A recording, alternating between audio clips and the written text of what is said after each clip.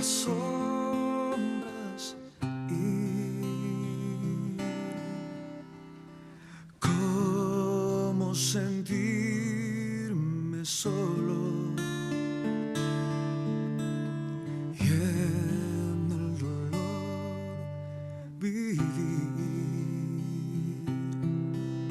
Si Él es mi consuelo, me ayuda siempre fiel. Si aún las aves tienen seguro abrigo en él, por eso yo canto alegre, porque yo soy feliz y Él cuida de las aves, cuidará también de mí. Por eso yo canto alegre, porque yo soy feliz y Él cuida de las aves, cuidará también de mí.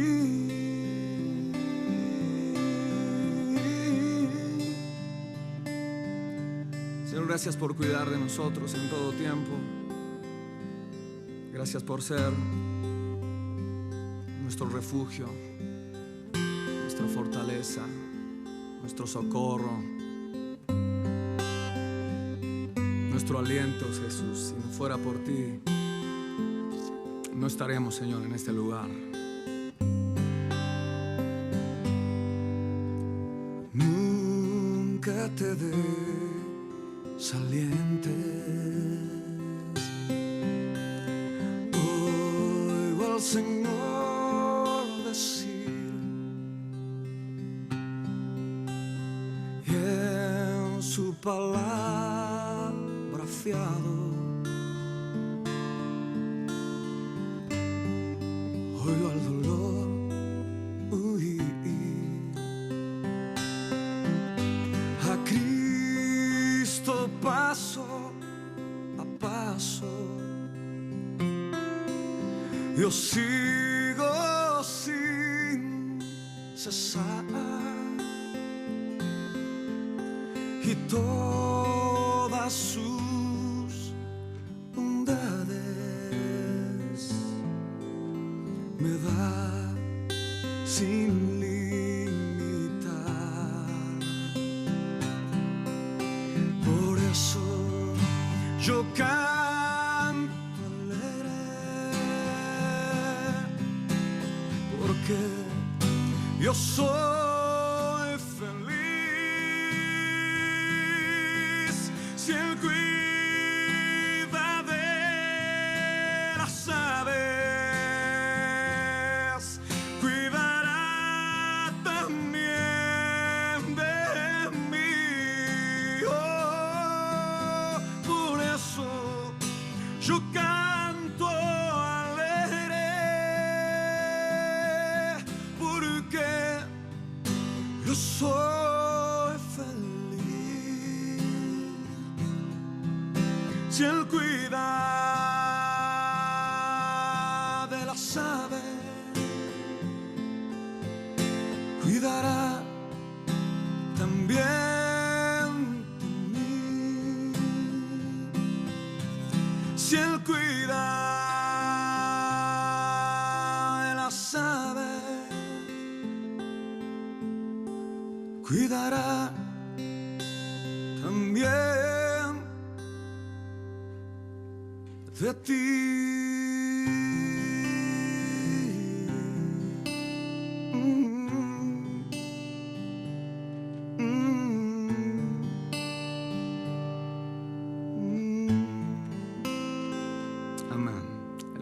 nosotros en todo tiempo.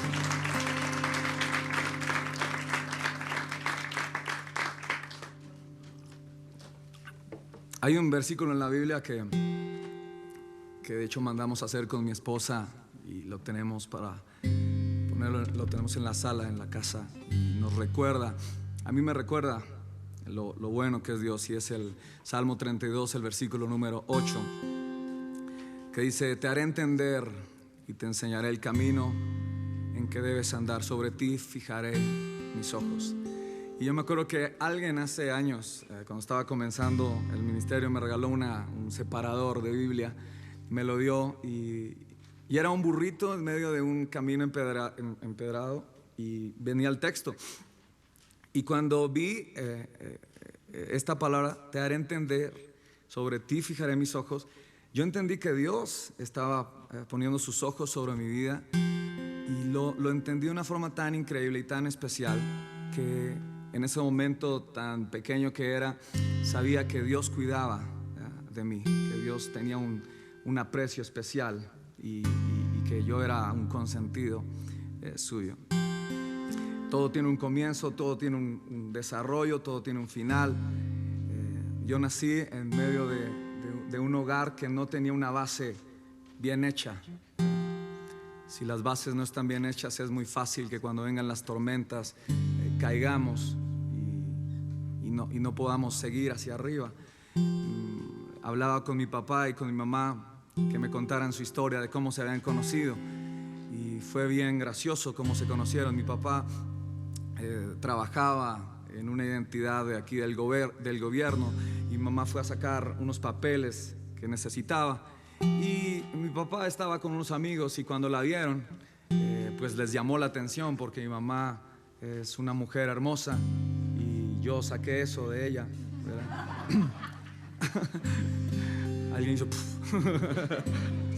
y me acuerdo que mi papá cuando miraron dijeron: vamos a echarnos a suertes a ver quién va a atender a esa muchacha. Echaron suertes y le tocó a mi papá.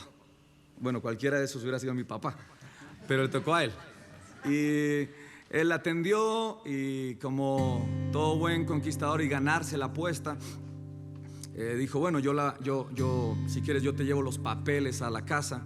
Cuando nosotros vamos a una oficina de papeles del DAS, de quién sabe qué, nadie nos va a decir: bueno, te lo llevamos a la casa, no tienes que hacer fila. No, son muchas filas, son muchas vueltas las que tenemos que hacer. Y bueno, mi papá se la llevó, y más o menos alrededor de un mes, 2 meses duraron de novios y se casaron. No tuvieron mucho tiempo para conocerse, y no hubo una base, no hubo nada. Entre las charlas que tuvimos, me acuerdo que mi papá dice que tuvieron su primera pelea a los 8 días, y a los 8 días casi que mi papá estaba saliendo de casa. Y qué difícil saber que a los 8 días de matrimonio están sucediendo cosas como estas. Gracias a Dios yo tengo un matrimonio increíble que Dios nos ha regalado, me ha regalado, y yo le doy gracias a Dios por eso. Poco a poco los problemas no se transformaron solamente en 8 días, sino que fueron tomando fuerza y cogiendo mucho más broncas del uno al otro.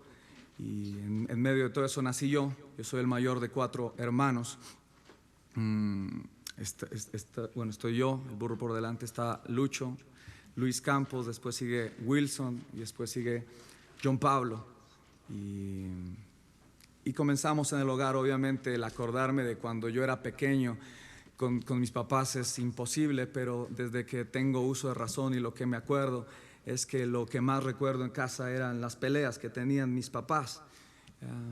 Mi papá se iba mucho tiempo, muchas veces de casa, 2, 3 días, y no regresaba a la casa, y tenía que ver a mi mamá sufrir, verlos pelear. Me acuerdo una de esas peleas que quedó grabada ahí como un chip, el cual Dios tuvo que restaurar, ver cómo después de una pelea mi mamá quería morirse, y mi hermano y yo, que éramos los mayores, no había nacido Wilson ni John Pablo, tener que ir hasta donde mi mamá y decirle: mamá, no te tienes que morir, no te mueras. Ella estaba tratando de enterrarse un destornillador, un desarmador, en su vientre y nosotros llorando, diciendo: mamá, no tienes que hacerlo, te necesitamos, te amamos. Y saber que nos teníamos que dormir, pero teníamos que estar pendientes de que algo podía pasar en la noche, de que podía mi mamá poder hacer algo de asesinarse, y fue bien difícil. Yo me levanté entre una niñez que no era normal para un niño, ni siquiera que tuviera bases cristianas o que conociera a Dios. Mi papá seguía igual, se iba, volvía, se iba, volvía. Y dentro de ese ir y volver, en el colegio, cuando comencé a estudiar en el colegio, los médicos descubrieron que yo tenía una enfermedad en mi ojo. Y más los médicos lo descubrimos juntamente con mi hermano, que está por aquí, y ahorita se lo voy a presentar. Antes no sé cómo se llamaban esos aparaticos donde uno ponía la película y aquí le iba haciendo, iba pasando la filmina. Yo me acuerdo que yo tenía ese aparatico y hacíamos así, y yo veía a mi hermano hacer así, quieto,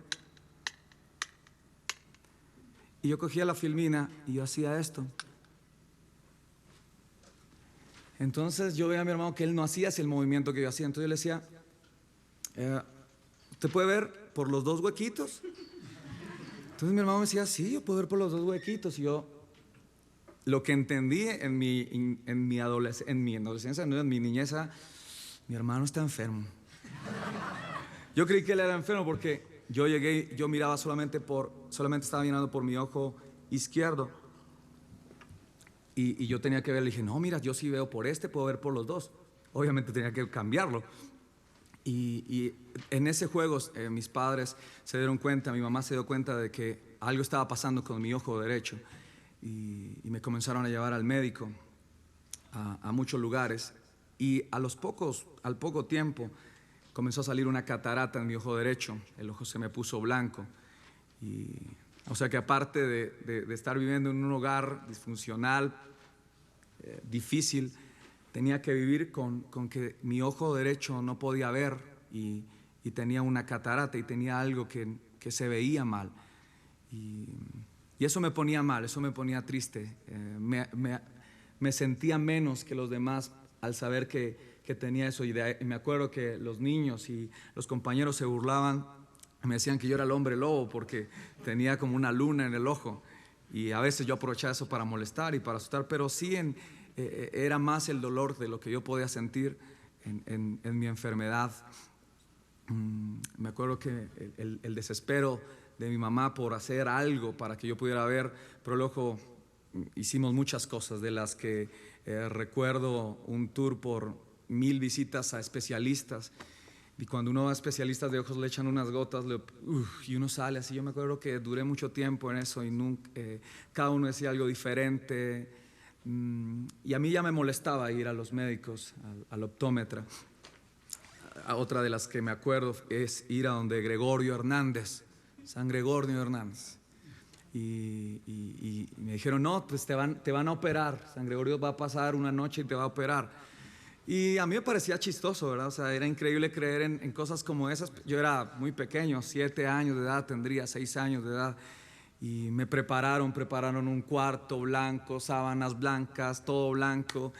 Y me dijeron: bueno, tú tienes que dormir recto, porque más o menos a la medianoche va a pasar San Gregorio de su tour. Y pues va a poner tu mano y vas a dar. Y ponían al lado un aceite. Y que el aceite se iba a poner blanco y que iban a hacer 1000 cosas. Pues obviamente yo tenía que hacer caso de lo que iba a pasar. No puedo decir: no me parece, no lo comparto, no lo quiero hacer. Lo tuve que hacer.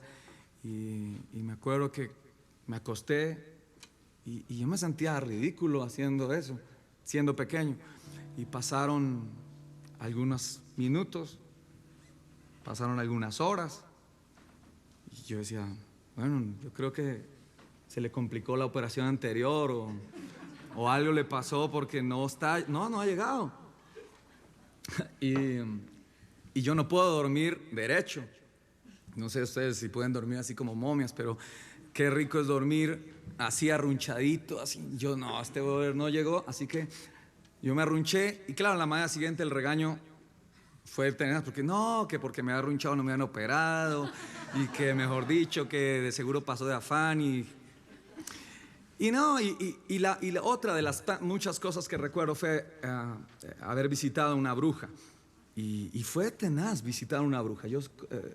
A veces uno dice, no, las brujas son de cuentos de hadas, y uno dice, no existen, pero yo sí la pude ver. Me acuerdo que creo que era en el barrio La Candelaria, aquí en Bogotá. Fuimos, era tarde de la noche, una fila increíble para entrar, y cuando entramos, perros, animales, gatos, pájaros, y un ambiente oscuro, y teníamos que pasar por el medio de los animales, y cuando pasamos por el medio de los animales, cuando llegamos a una señora que realmente parecía una bruja, me miró la mano y comenzó a hablar en qué sabe qué idioma, y anotaron un poco de cosas, y fue bien feo esa experiencia. Yo salí con miedo de esa experiencia, pero eso era en la búsqueda de poder que yo pudiera ver por mi ojo derecho. Mucha gente no sabe eso en este momento. Muchos se preguntan que por qué utilizo gafas oscuras en mis conciertos, y algunos dicen, no, pues porque es gomelo o porque quién sabe qué. Pero realmente, al ver solamente con un ojo todas estas luces, trato de cuidarme lo que más puedo con el ojo que puedo ver. Después de todo esto, mi papá todavía estaba en casa, y hasta que llegó un día donde él decidió irse de casa definitivamente. Llegó tarde de la noche, él solía irse y volver, y siempre volvía con serenatas. Yo creo que por ahí el cariño o el gusto o el aprecio que tengo por los mariachis y la música mexicana. La gente me dice, ¿por qué te gusta la música mexicana? Yo creo que era porque cada 8 días mi papá llegaba con una serenata y con una bolsa de pollo para contentar a mi mamá. Entonces cada vez que yo escuchaba el fa, fa, llegó mi papá.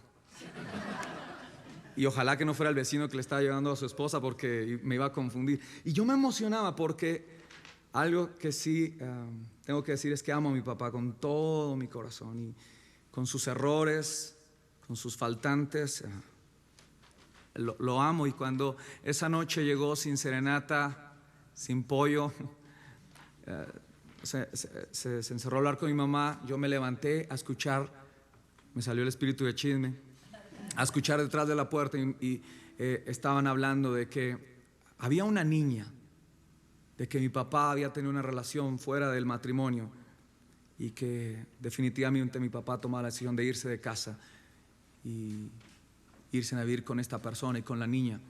Cuando yo escuché niña, me dolió mucho, porque yo era para él su preferido, el primero, y sentí como si me hubieran cambiado, como si esa niña hubiera tomado el lugar que me correspondía. Yo no quise escuchar más, lo único que hice fue ir a acostarme, y lloré increíblemente. Mi mamá tuvo que comenzar a trabajar en muchas cosas. Uno de esos trabajos que recuerdo era vender productos de belleza en la calle. Me molesta ese trabajo, no me gusta ese trabajo, porque ese trabajo hizo también que perdiera a mi mamá. Mi mamá salía desde muy temprano hasta muy tarde, y no tuvimos comunicación, no tuvimos diálogo con mamá, y no era culpa de ella. Ella tenía que sacar a sus 4 hijos adelante, tenía que tomar la carga, hacer del hombre, y en la casa quedaba el mayor, así que tuve que aprender a lavar pañales, a hacer comida, y no teníamos plata para los pañales desechables, así que tuve que aprender a lavar los pañales, a hacerlos, y todo el cuento, a mi último hermano, al cuarto, a John Pablo. Y bueno, aprender a todo, a cocinar, a ser la mamá de casa, y comencé a vivir una vida que no me correspondía. Igual yo creo que mi mamá también comenzó a vivir una vida que no le correspondía. Y en el desespero y todo esto, mi abuela tenía una casa y alquilaba habitaciones, cuartos, y en el segundo piso vivían unas personas cristianas, evangélicas, que le compartían a mi abuela del amor de Jesús. Y me acuerdo que un día fuimos, mi abuela, mi abuelito y yo fuimos a la iglesia De hecho, aquí está la persona que nos compartió y que le compartió a mi abuela, es el pastor César Fajardo. Y fuimos, y yo me acuerdo que cuando llegamos, pues qué locura, ¿verdad? Cuando uno va a una iglesia cristiana, como que el shock, porque uno va a una iglesia tradicional, por no decir otras religiones, y es muy calmado todo, pero allí me gustó la alegría, la música. Ahora tenía 10 años de edad, también igual estaba muy pequeño. Y comenzamos a ir, y me acuerdo que era una campaña de sanidad de los hermanos T.L. Osborne. Y mi abuelita tenía una enfermedad en su brazo, no lo podía mover bien, y oraron por los enfermos ese día. Y mi abuela, Dios la tocó y fue sana. Así que comenzamos a ir cada 8 días religiosamente, hablo por mi persona, por mí, a la iglesia. Y me encontraba con amiguitos y ahí jugábamos. Claro, obviamente yo estaba en la música, en la danza, y cuando entraba el pastor a predicar, pues yo me salía a jugar canicas en la esquina de la iglesia. Y me gustaba por eso también, pero no tenía un encuentro con Jesús. Eso fue en mayo del año siguiente. Mi mamá comienza a ir a la iglesia y conoce a Jesús. Y poco a poco comenzamos a ir todos a la iglesia, poco a poco comenzamos a ir todos a la congregación, a la Misión Carismática Internacional, en ese entonces cuando comenzamos a asistir a la iglesia. Y la situación económica seguía difícil, no teníamos mucha solvencia económica,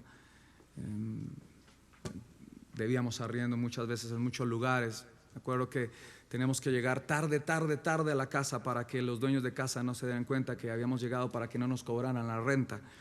Y nos quedábamos en la casa de los abuelos, esperábamos hasta las 11 de la noche. Y me acuerdo que un día de tantas esperas entramos a las 11.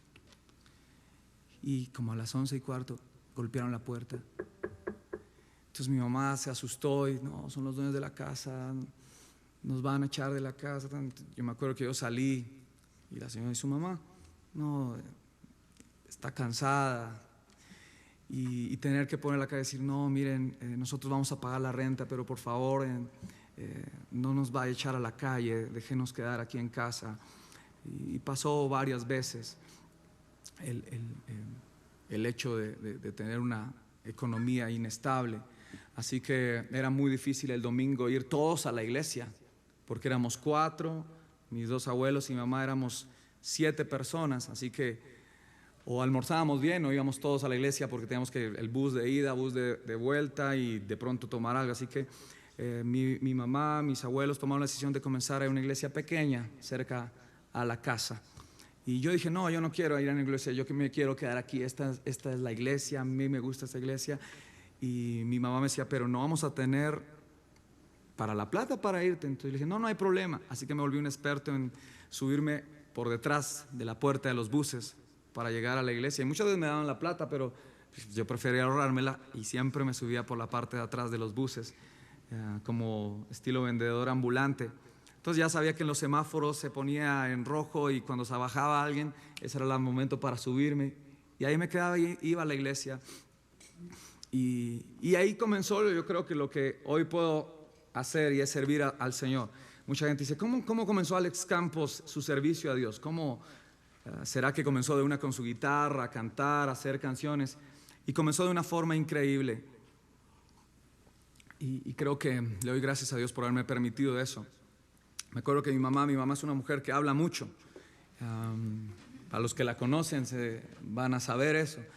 Y mi mamá se quedaba hasta que quedaba el último, y hablaba, y después pues se quedaba hablando con la gente que hacía el aseo de la iglesia, y era el hermano Zapata y Carmencita, y hablaban, y yo veía que mientras mi mamá hablaba con ella, pues el pobre hombre levantando sillas, eran como 2000 sillas, y yo ahí mirándolo levantar sillas, hasta que un día le dije, ¿le quiere que le ayude? Me dijo, claro, es un hombre increíble. Comencé a ayudarle a levantar sillas, y yo levantaba sillas y veía, y mi mamá seguía hablando. Entonces, ¿qué más hay que hacer? No, hay que barrer. Barría, y mi mamá seguía hablando. ¿Qué más hay que hacer? Hay que trapear.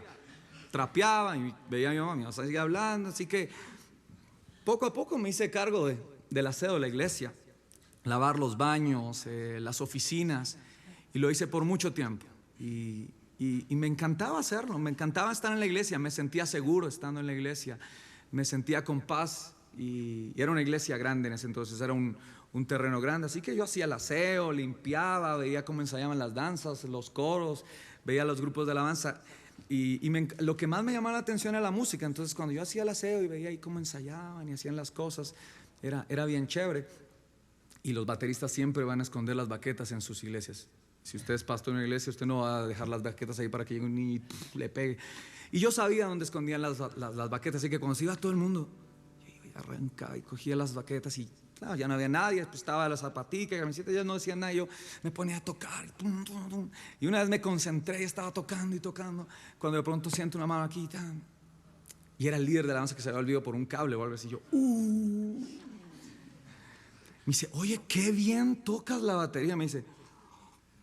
Y yo así todo nervioso y me dice, no, qué bien, deberías, no sé, involucrarte en algo. Tendría 11 años, 12 años.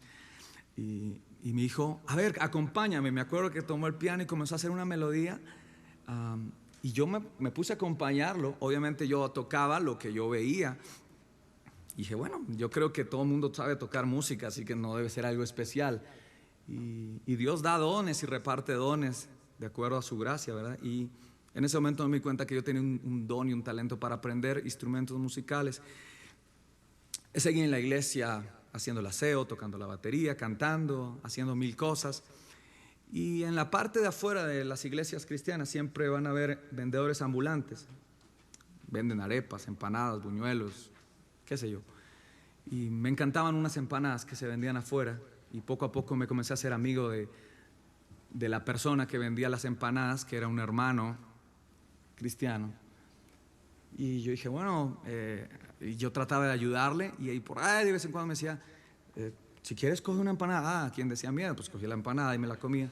Hasta que un día me dijo, mira, te propongo que me ayudes a hacer las empanadas, a trabajar, te daría 1,000 pesos.